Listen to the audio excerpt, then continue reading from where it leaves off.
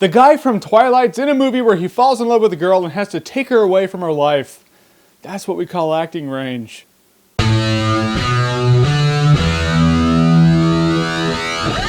Water for Elephants. Now, Water for Elephants is a romance with a formula that you've seen 100 times over with some really intriguing elements. The movie starts out in modern times. This old dude and this young dude start talking. This old dude's like, oh yeah, I used to be in this circus. I'll tell you the story. And the young dude's like, yes, I would love to hear that story, old guy. Amazingly enough, they fit an old guy's story into a 2-hour movie.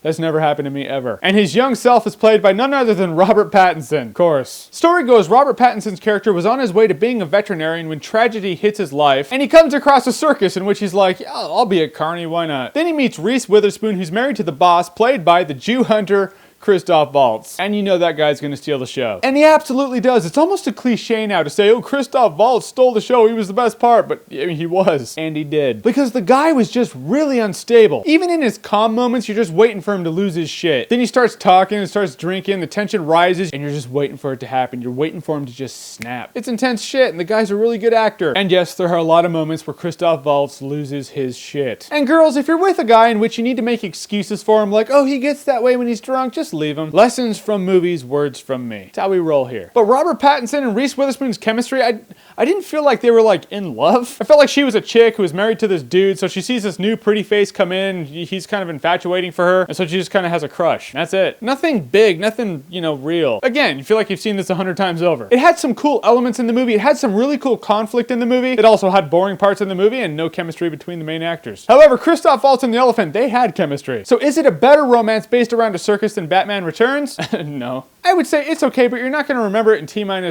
being single. I'm just saying, this movie's clearly meant for chicks. Single guys, I don't know why you would go to this movie. Not your thing, I promise. However, lessons can still be learned from romantic movies starring, like, the Twilight guy. Guys out there, never let your wife have a business relationship with anyone who looks like Cedric Diggory. It's not gonna be good for you. Chicks are, like, powerless against that face. But if you like what you've seen here and you want to see more, click right here to see more.